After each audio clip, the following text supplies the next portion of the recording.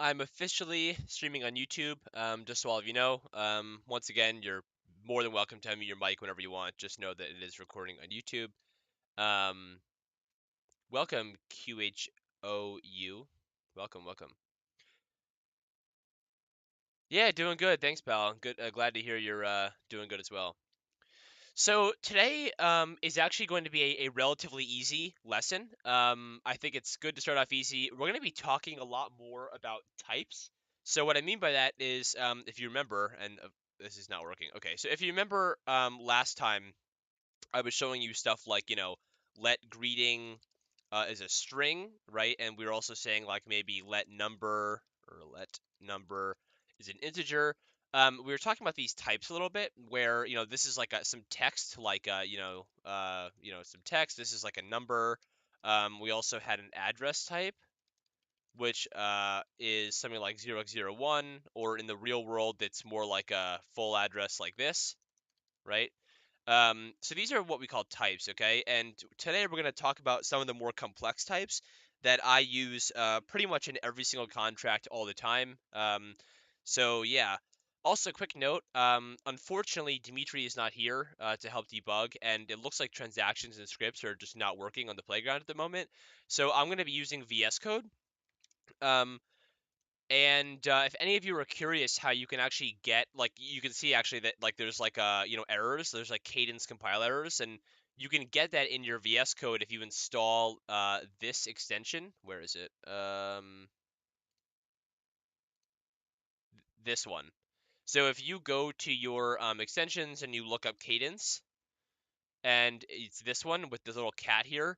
If you install this extension, you'll get compile errors on top of if you have a flow.json. And the way you get a flow.json is you just go into a terminal, go into the directory you're in, which I think right now I'm in cd flow test. And if you just type flow init like this right here, it'll auto generate a flow.json file for you. So again, if you want compile errors in VS Code, just type flow init in any directory. That'll make a flow.json and then install that extension, and you'll be good to go. Okay. So this is a script just like we were looking at yesterday. Remember when we were in the script tab and I told you that public function main is a script? Well, let's just do some tests. So um, let's talk about arrays. Okay, so arrays are basically lists of elements. So let's make a variable called names, and this is going to have a type of a list of strings. The way you denote an array is you put these little square brackets, and inside the square brackets is the type of the elements that are inside of it. So this is an array of strings. So of course we can have like Jacob, we can have Strix, we can have BZ, but we can't add like a 10 in here, right? And it's going to say, oh, well, it's mismatched types, it's expecting an array of strings. You're giving me 10. So obviously it doesn't work, but this is fine right here, okay? And what we can do is we can return names, and the type that we are returning is an array of strings. So I'm just going to go ahead and run this on testnet actually. Um, cd, where was I? Test, flow test. So the way you can run a script is you can say, you have to have the flow CLI also, just for the record. You can say flow scripts execute dot slash script dot cdc on network equals testnet. And so this is the result, right? So simply we just defined an array and then we are returning it, and this is that array right here, right? Pretty simple. Okay, well, what if we want to, change this array? What if we want to remove an element, add an element? That's what we're going to talk about now. So if you want to, add an element to an array, you can do names.append, and then you can append another name like generous kid, right? And if you do that, then if we were to, run the script again, you would see generous kid gets appended or added to the end of the array. So append adds to the end of the array. We can also remove if we want to do names.remove at, and at is an index. So the way that arrays work, if you haven't programmed before, is that the first element is index 0, and then it increments from there. So 0, 1, 2. So if we remove 2, it's just going to return Jacob and Strix. So let's actually try it. Yep, Jacob and Strix. If we were to remove at 0, it would return Strix and BZ because it removes index 0, right? And if we try and return a 3, well, what's going to happen? Any guesses in chat as to what's going to happen if we try to remove 3?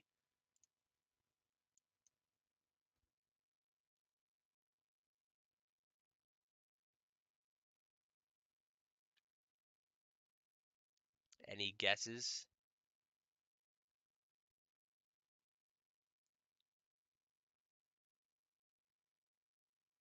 No guesses?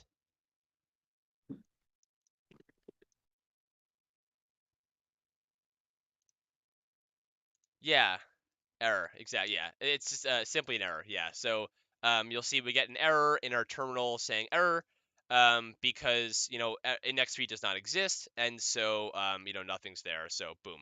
So both of you are totally right. Cool. So let's also talk about how to specifically get a certain element. So let's say we want to return a string and we want to specifically return one of these, right? The way we can do that is let's just say let name equals names at, and we use the same sort of syntax. So in this case, we want to access a certain element of the array. We open up our brackets, we put the index of the thing that we want, and then that will give us one of them. And you can see that my VS Code extension is actually telling me what the type of this should be. It's a string, right? Because we're getting one of the elements, so one of the elements is just a string. So we can verify that here, okay? So if I run this script, you'll see it just returns Jacob now, right? And if I were to put 2, it would return BZ. And if I were to put 3, it would return error, right? So this is arrays for you. And also one cool thing we can do is we can return a Boolean. Remember, a Boolean is like true or false. And we can return names.contains Jacob. And what this will do is this will return true or false depending on whether or not names contains Jacob. So this should return true, right? True. But if we were to put like Bob, it would return false, right? So that's another way that we can use contains to check if an array has a certain element inside of it. All right. So that this is all, by the way, this is chapter 2, lesson 3, and we're under the arrays topic right now. Just trying to make sure that I covered everything I want to cover. Contains, remove, length. Another thing you can do is you can say like, actually we can just simply return it. So we can return an integer and we can return names.length. Length is the amount of elements inside the array. So what do we think the length, what do we think is going to get returned here?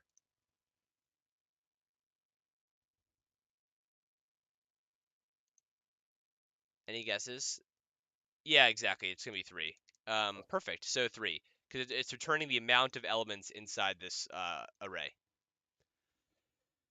Cool. So arrays are super easy. Next, we're going to talk about dictionaries. Let's talk about, let's just call it a map. And we're going to map a string to an integer. So the way this is going to work, and let's just remove the return value for now. The way that maps work is they map what's called a key to a value. A key can only exist once, but a value can exist any number of times. So I'll show you an example. So we can map Jacob. Let's make a map that or where the key is a name and the value is the length of that name. So we can map Jacob to 5. We can map Strix to, what is that, 7? Yeah. We can map BZ to 2, right? So this is a map because we're mapping a string, which is the name, to an integer, which is 5. And so, just to test it, we can't map Bob to Alice because it's going to say, wait, it's not an integer, right? Cool. And also just to show you, if we were to put Jacob again, and map this to 10, it would only take this one. So because this is going to overwrite the existing key. And actually, if we were to return map here, which is a string to int, you'll notice that it only contains one of the Jacobs because this Jacob overwrites this Jacob. But let's say we had QHOU, and we had 5, where this is 5 and this is 5. I know this is 4, but just stick with me. It will have both. So values can exist multiple times, but keys can only exist once. All right, so let's see some cool functions we can access with map. Let's actually go down our list here. So the first one is, what if we want to access one of the elements, right? What if we want to, go into the map and see, okay, what is the length of Jacob? We can say let length equals map at Jacob, right? And we should get, an integer. And so if we return length, we are returning an integer. Now, there's one concept that is a little bit confusing, and this is where sometimes I lose people, is you'll notice that this is the type of the map.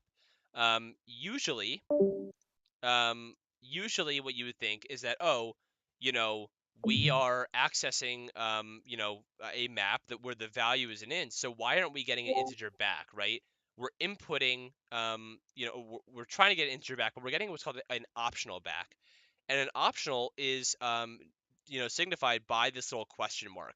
So what the heck does this mean? To answer that, let's ignore this for now and go down here, okay? So when we talk about optionals, let's say we have let number be an optional type. What this means is it's either an integer or it's what we call nil. Now nil basically just means nothingness. Okay, so nil means nothingness. So this is saying that this type is either an integer or nothingness. Okay, so 0 works because that's an integer. 10 works, that's also an integer. Or nil works because this is just a nothing value. Again, we can't put like Jacob obviously because that's not a integer or nil. But again, either 10 or nil would work here. Okay. To get rid of the optional, we have multiple options. We can either, let's just say, let unwrapped optional or let unwrapped number. And when someone says unwrapped, that usually is talking about like removing the optional from the equation or unwrapping it.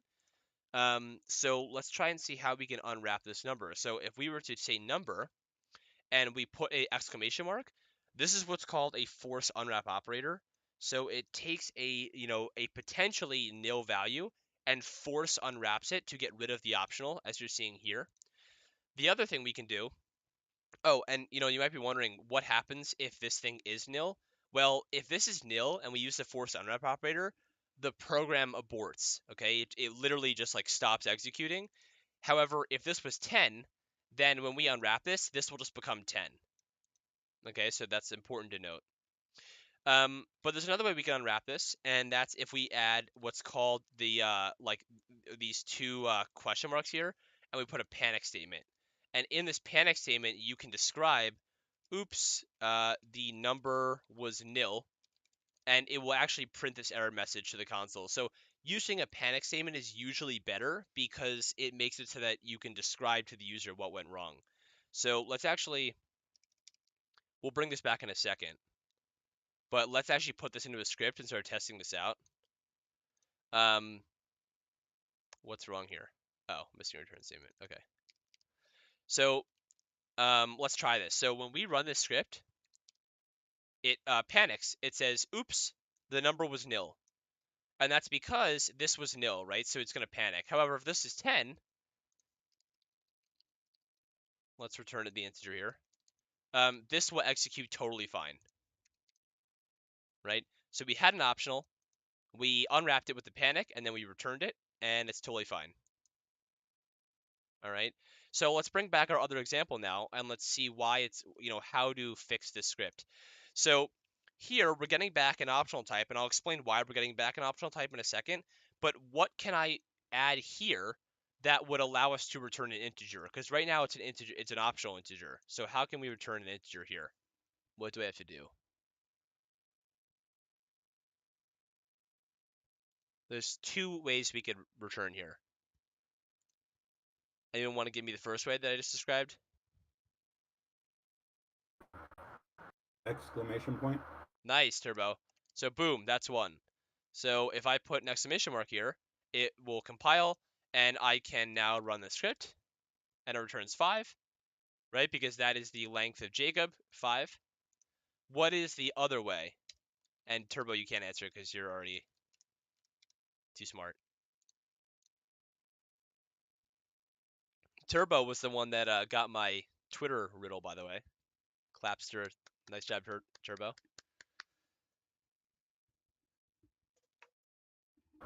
You can call me Turb. Congrats, Turb. Anyone? Oh, well, I actually just accidentally did it. I guess I got impatient and accidentally did it. But the other way is to panic, right? So we can panic here. Um, key doesn't exist. All right. Cool. So we can also panic, and if we try this again, it works, right? So why are we getting an optional back? Well, the reason is because, you know, as humans, when we're reading this code, obviously we know that Jacob exists in this map, right? But there are times where, we might not. And in addition to that, the program has no idea that Jacob exists in this map, right? When it's at compile time, it has no clue.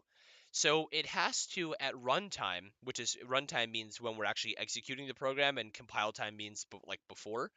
So when we're actually running this program, right, at runtime, the program is saying, okay, well, this key might not actually, this key might not actually exist in this map. And so we are going to return like an optional type. And the reason for that is, okay, let's say we put like turbo in here. If we put turbo here, then, it's not going to exist. And so if we try and run this program, oh, I didn't save it.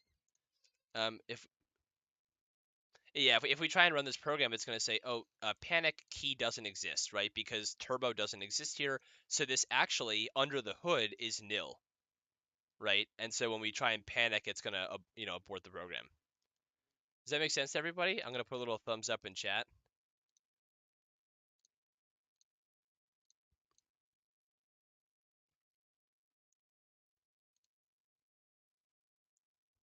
Everyone doing all right? Okay, cool. So that is optionals, and just like for the record, you're probably gonna see optionals like a ton in Cadence. So this is like it's a sort of like once you get it, it's a pretty easy concept, but it occurs everywhere. Okay, so that is maps. Another thing I want to talk about is what if we want to add a value to a map? String int. Oh yes, it works for. Oh, does it work for? Oh yes, indeed. Yeah. So this is just integer. Yeah, you could put string. Of course, this is not going to return, but you get the point, right? This could be like, you know, this works. It works for every single type. Yeah. Um. Yeah. So I think like let me think about this. Yes, it works for every single type in Cadence. So with anything you have, it can be like an optional type. Yeah. Okay. So let's say we want to return a string to integer mapping, and I'm just going to return map. Right now, if I return this, right, it gives us our little map. What if I want to add a value? Well, I can say map at turbo equals 5. And this is how you add something. So, boom, turbo gets added. A different way to do this, by the way, the same way is to say dot insert key turbo value 5. These are the exact same thing. So whichever one is better for you, I prefer this one just because it's simpler. And I'm used to doing this in stuff like JavaScript, so I prefer this way, but this is the exact same thing. If you want to remove, you have to do map.remove and then the key. So let's say I want to remove BZ. Screw you, BZ. If we run this, BZ gets removed.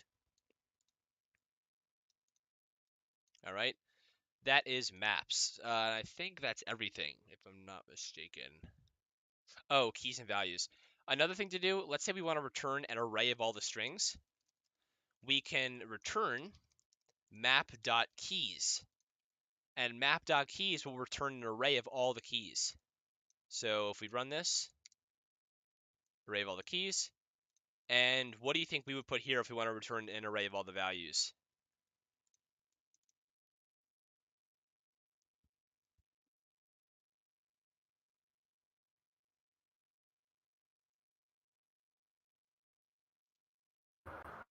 Dot values. Yep. Dot values.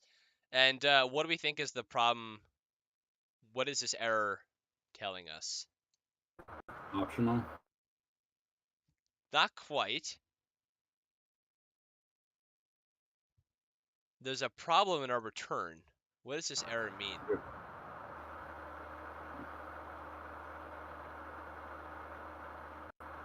Yeah, exactly. So we actually should be returning an array of integers. And you'll see we get 7, 4, 5, 2. Now, actually, one thing that I don't know is if you do have repeated values, like let's say we have turbo here and we have 4, or let's say 5, does it also return? Oh, it does. Okay, yeah. So if you have repeated values, it returns the repeated value like twice. So it just returns an array of all the values. Okay. Cool. So that is values, optionals we talked about, force unwrap operator. Oh yeah, I'm really glad you brought that up, Strix, because it's super important to note that maps are not ordered or dictionaries are not ordered. So if you are expecting like ordered behavior, you have to use arrays because dictionaries do not store stuff in order, and you can actually see that right here. Okay. Cool.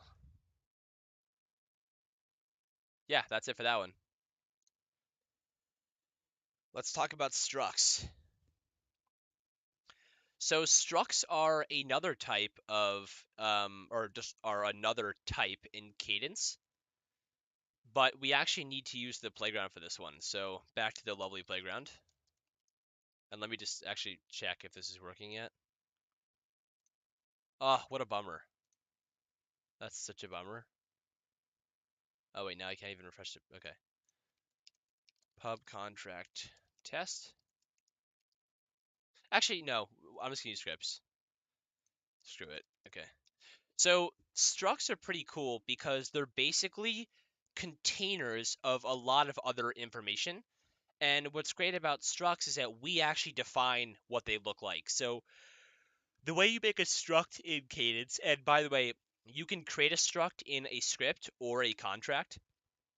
So let's say we want to make a struct. Okay, so public struct data. We're gonna call it data. Okay, so you always define a struct by saying public struct, and then you give it a name. I'm calling it data.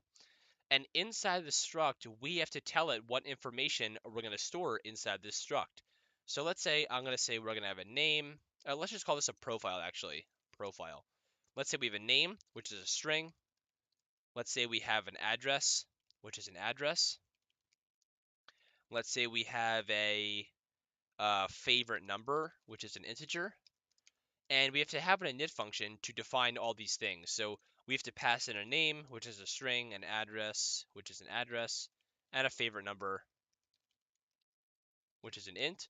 And we can just say self.name equals name, self.address equals address, and self.favorite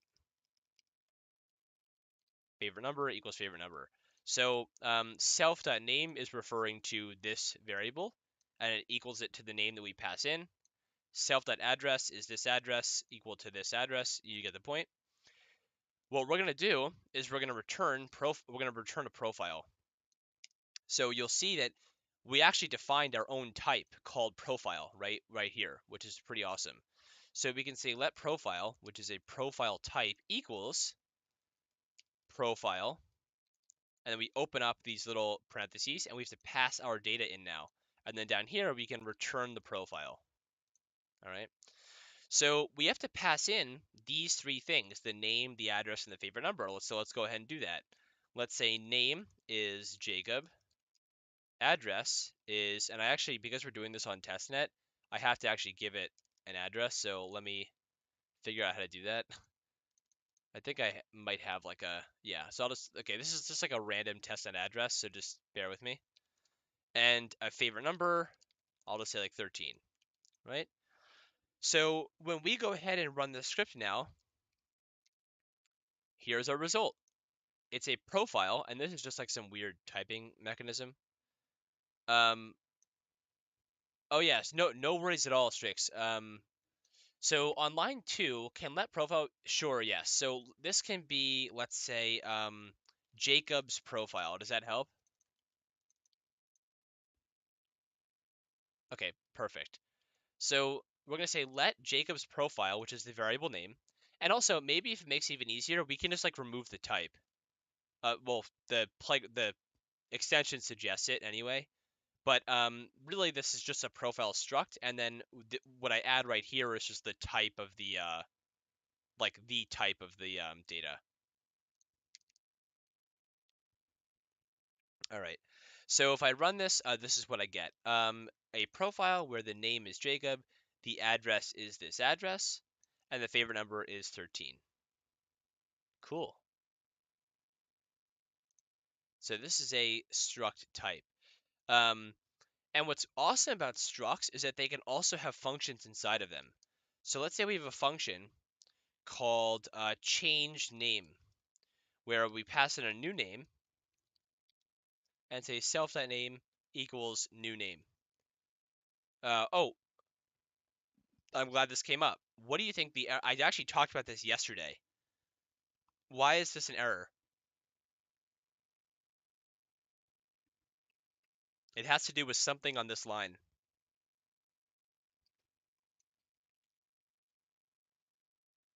Anyone remember?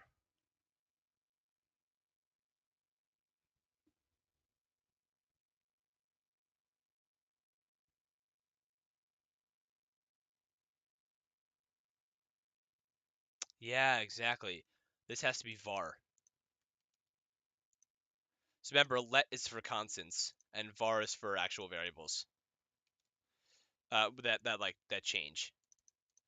So what we can do now is we can say Jacob's profile dot change name, and we can change it to Jacob is cool, right?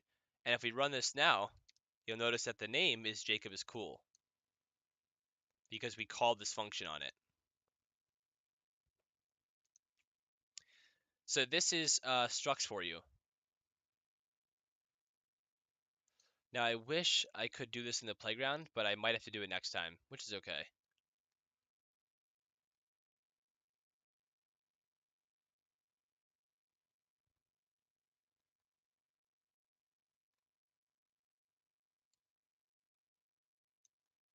Let's copy this actually.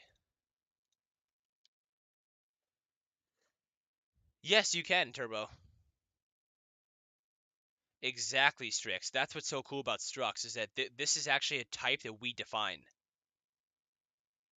So we decided to call a profile.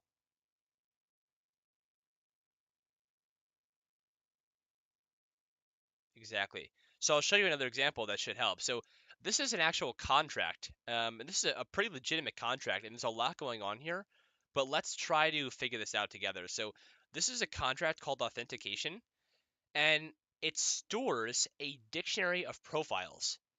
So we have a variable called profiles that stores an address to profile mapping. So what I'm just gonna like just from looking at this code initially, my assumption should be okay, this contract is doing something where it's storing an address to probably the profile that is associated with that address, right? So like 0x01 is associated with this profile. So it's just storing a bunch of profiles. Now, the question then becomes, well, what is profile, right? Because obviously address is a predefined type, an address type. But profile, I've never heard of that before. So where is that? Oh, and we see it right here, right? So this is a profile type. The profile has a first name, last name, birthday, and account.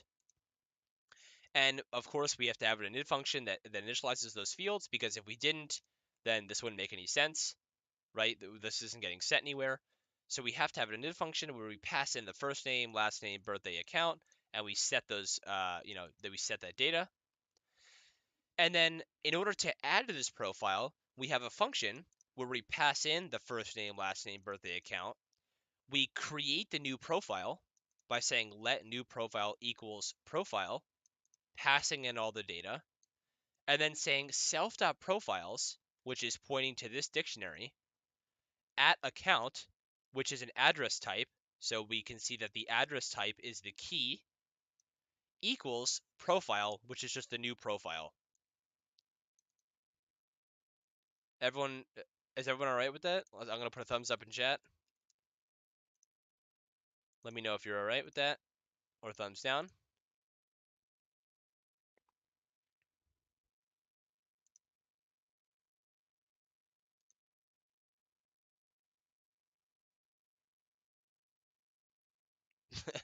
Jacob Cowboy by BZ and Generous Kid.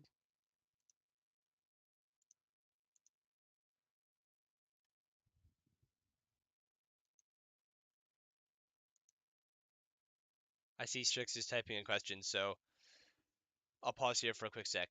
So wouldn't only ever one profile be able to be in the dictionary the way that is currently? So no, and the reason is because, the way this works is we're mapping, remember, an address to a profile. So I could map, like, I'll give you an example of what this could look like. So let's say 0x01 maps to a profile, 0x02 maps to a profile, right? So all these addresses map to a profile.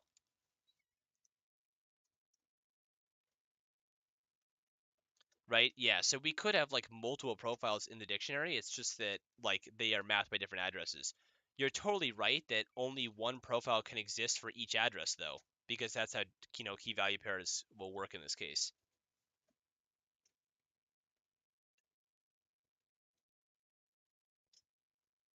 Or in, every dictionary case. Yeah, no worries. What's super annoying is I wish I could show you this in the transaction, but the transaction is just bugged.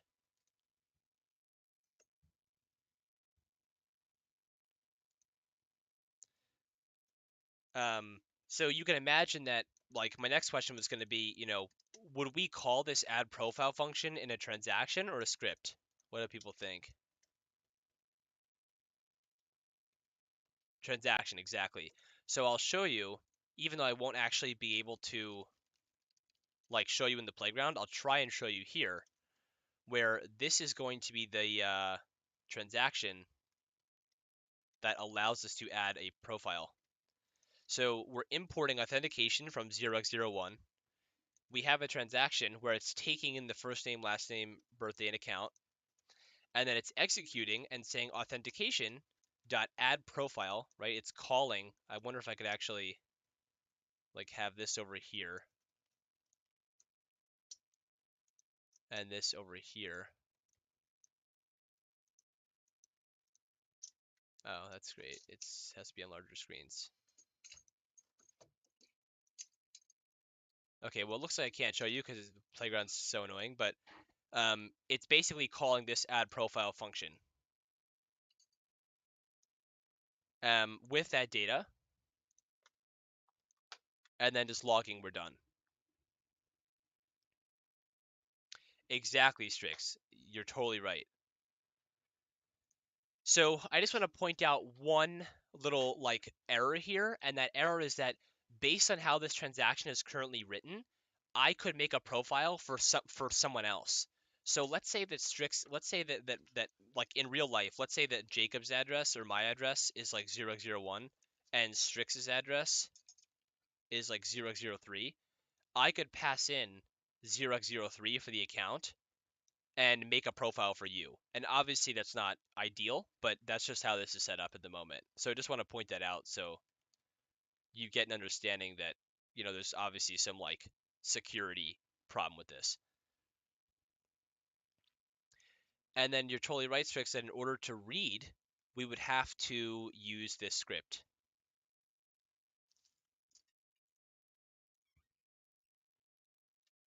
Boom. Exactly. And you will actually, in like a week from now, we're actually going to talk about how that's done.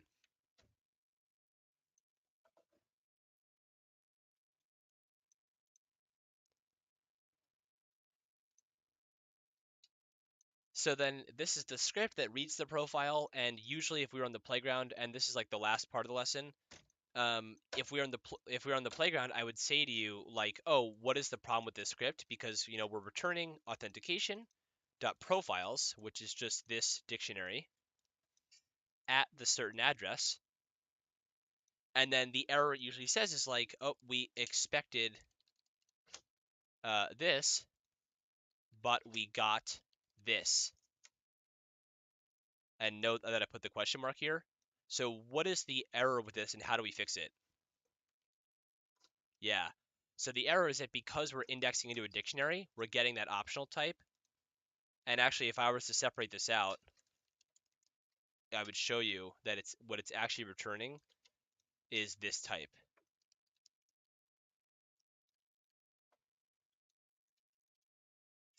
right? It's getting an authentication app profile question mark. So the way to fix that is just to, unwrap it by putting the exclamation mark, or we can panic, or the last solution is we just return an optional type, which is the best thing to do. Because if this account doesn't exist, it'll return nil, and if it does exist, it'll return the profile. Does that make sense for everybody? And that's the last part. Exactly. You handle the nil upstream. Yep.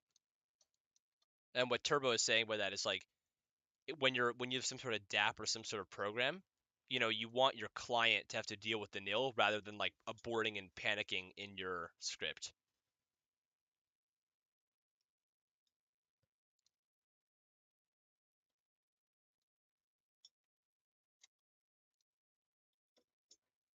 That's all I have for today.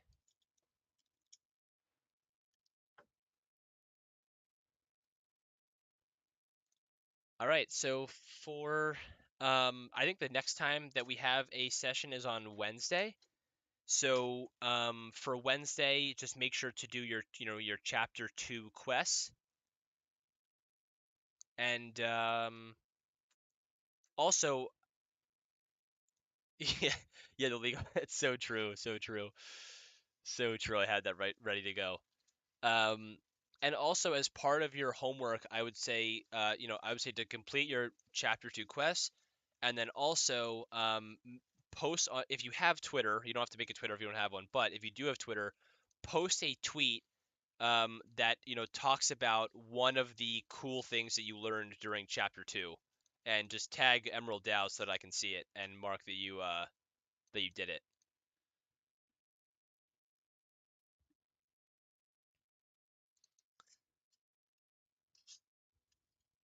And one of the things I love to do, by the way, is this is one thing called Carbon, where I actually do this all the time on Twitter, where you can actually post code uh, in Carbon. Like you can copy this image. I usually choose the Material one and Swift because it doesn't have Cadence, but Swift is like the most closely typed to Cadence. So if you choose Swift, it is like good highlighting here, and you can post that on Twitter. All right, thanks everyone for tuning in, and I'll see you on Wednesday.